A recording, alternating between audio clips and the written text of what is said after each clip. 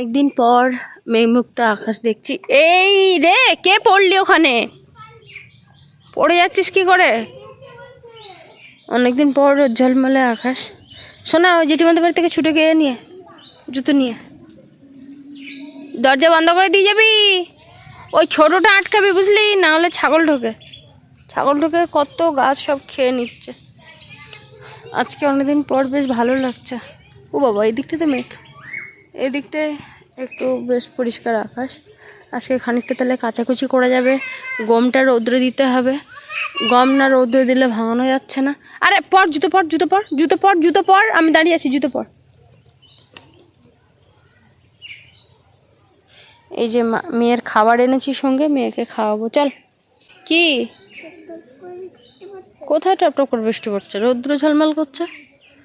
আর আজকে জুলাইয়ের 28 তারিখ।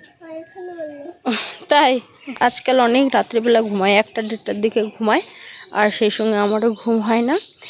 আর যার কারণে ও দেরি করে ওঠে, কিন্তু আমার যেহেতু টিউশন থাকে, তো ওই জন্য আমাকে একটু তাড়াতাড়ি উঠতে হয়। আয় চলে, বেশি দূরে যাস না, ওদিকে স্লিপ রাস্তা, দুদিকে গাছের জন্য ভীষণ শ্যাওলা।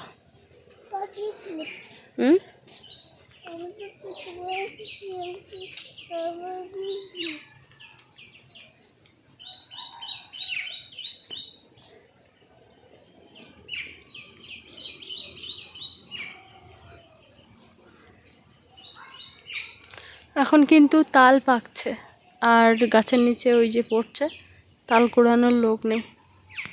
অনেক জায়গায় অনেকে তাল পাচ্ছে না, আর গ্রামে এই সময় নিচে মানে তাল পড়ে ভর্তি হয়ে থাকে। কি গাছ বড় হয়নি, ওটা লাগিয়েছি, গন্ধরাজ। এই যে গন্ধরাজ ফুল গাছ লাগিয়েছি এখানে। এখানে ওই থোপা যে জবা, ওইটা লাগিয়েছি। এইদিকে লাল জবা, আবার এইখানে কি সব ফুল গাছ সব দুদিকে লাগিয়েছি।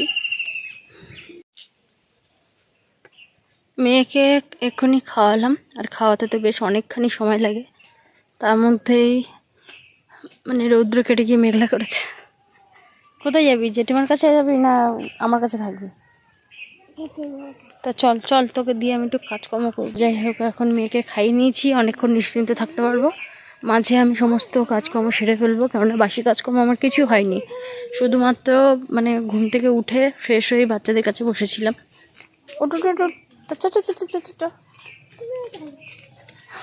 গাছে পেয়ারাগুলো একটা দুটো পাকছে, সবাই মিলে খাওয়া হচ্ছে। আর একটা দুটো পেকেছে, এগুলো তুলতে হবে। আর প্রতি বছর থেকে একটু পোকা কম আছে, এবছর তবু টুকটাক একটু কাঁচাই কাঁচাই পেড়ে নেওয়া হচ্ছে আর খাওয়া হচ্ছে আর কি। সময় এখন 12টা। আজকে একদম মেঘমুক্ত ঝলমলে আকাশ, তেমন মেঘ দেখা যাচ্ছে না দূরের আকাশেও। তো মনে হচ্ছে আজকে সারাদিনটা বৃষ্টি হলে হতে পারে। তো ওই জন্য আমি জামা কাপড় সমস্ত সব মেলে দিয়েছি। এগুলো অর্ধেক অর্ধেক শুকিয়ে আছে, কিছুক্ষণের মধ্যে তুলে নিলেও হয়ে যাবে। আর রৌদ্র দেখে আমার যা এই যে এগুলো সব দিয়ে গেছে শুকোতে। আমার গম শুকিয়ে গেছে, আমি তো যেহেতু ভিজাইনি, তো ওই জন্য আমার ওই একটু মুছে নেওয়া গম শুকিয়ে গেছে। একসঙ্গে যাবো আর কি ভাঙাতে। 3জনের খাওয়া হয়ে গেছে। রান্না করেছিলাম কাঁঠাল দানা আর আলু সেদ্ধ করেছিলাম, ওটাই মাখা করে খেয়েছি। একটু বেশি করে সেদ্ধ করেছিলাম, যার জন্য দুপুরেও আমাদের ওটা রান্না হবে।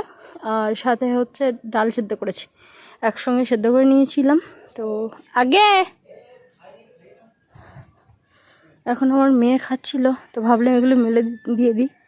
তো রাহি বাবা বললো যে খাচ্ছে না, তুমি খাইয়ে দাও। তো ওই জন্য আবার নিচে যাচ্ছি।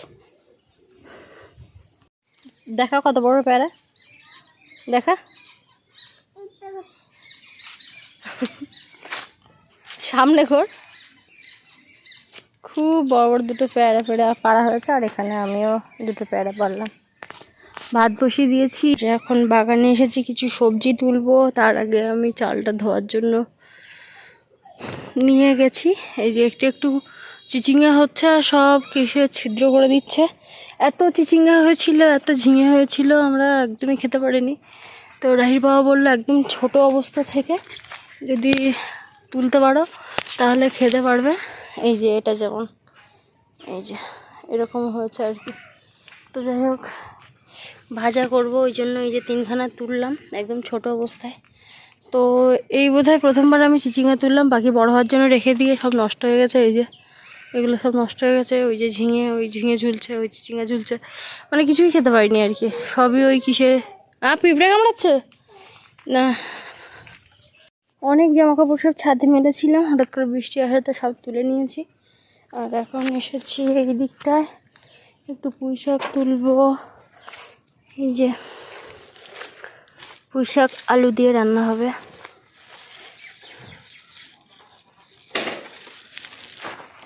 এই একটা গাছ থেকে যে কতবার পুঁই শাক খেলাম তার ঠিক নেই। এই যে পুঁই শাক আর চিচিঙ্গা তুললাম, এক কারি থালা বাসন রাখা আছে, সেগুলো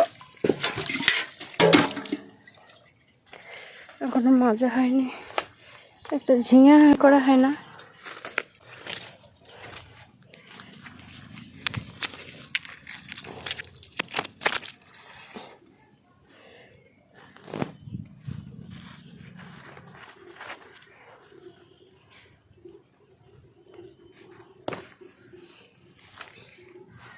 কালকে কটা তুলেছিলাম আর আজকের আবার এই 3টে হলো।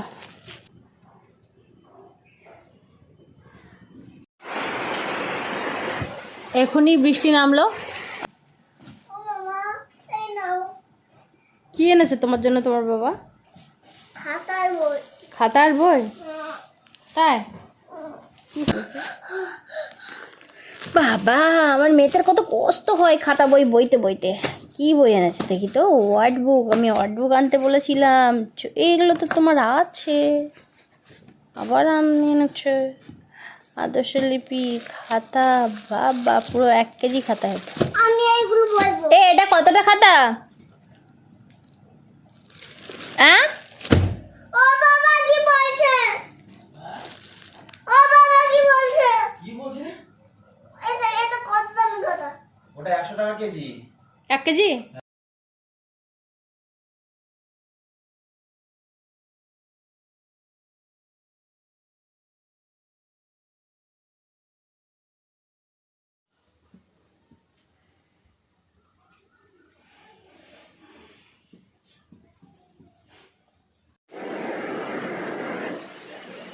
আমার মেয়েকে যখন ফটো তুলি বা ও যখন বলে মা আমাকে ফটো তোলো, বিভিন্ন আইটেমে ও পোজ দেয়, তো এত ভালো লাগে। আমার মাথায় আসে না, আমি শুধু দাঁড়িয়ে থাকি, হাত দুটো কী করে রাখবো সেটাই বুঝে পাই না ফটো ওঠার সময়। আচ্ছা, আর এরকম একটু ভাব দাও তো, ফটো তুলছি এমনি। আচ্ছা, আরেক রকম। আচ্ছা, আরেক রকম। হুম। বাইরে হচ্ছে অঝরে বৃষ্টি।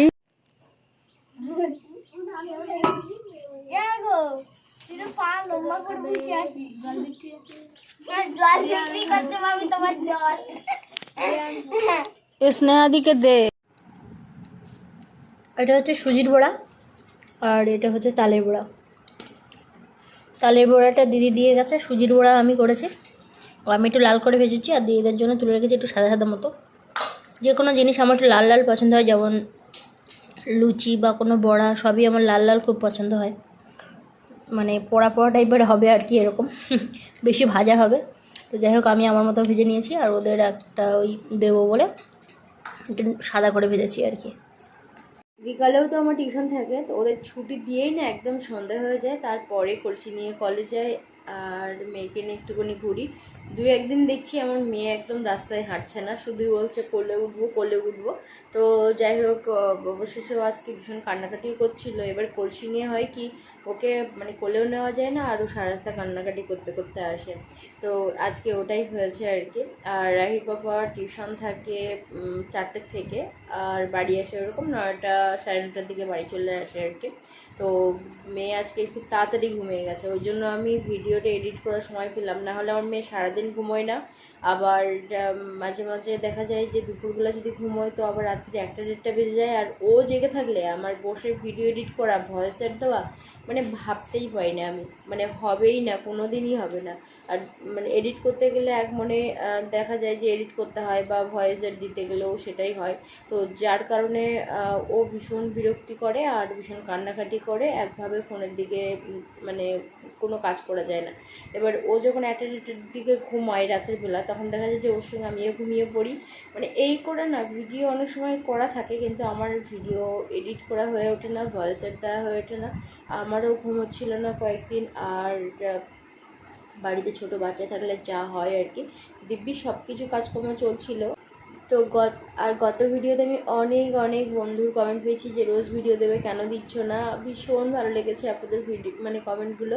তো অনেক ভালো থাকুন, সুস্থ থাকুন, আর দেখা হচ্ছে আপনাদের সঙ্গে পরের একটা ভিডিওতে। আর অনেক অনেক হাসি খুশি থাকুন সব সময়।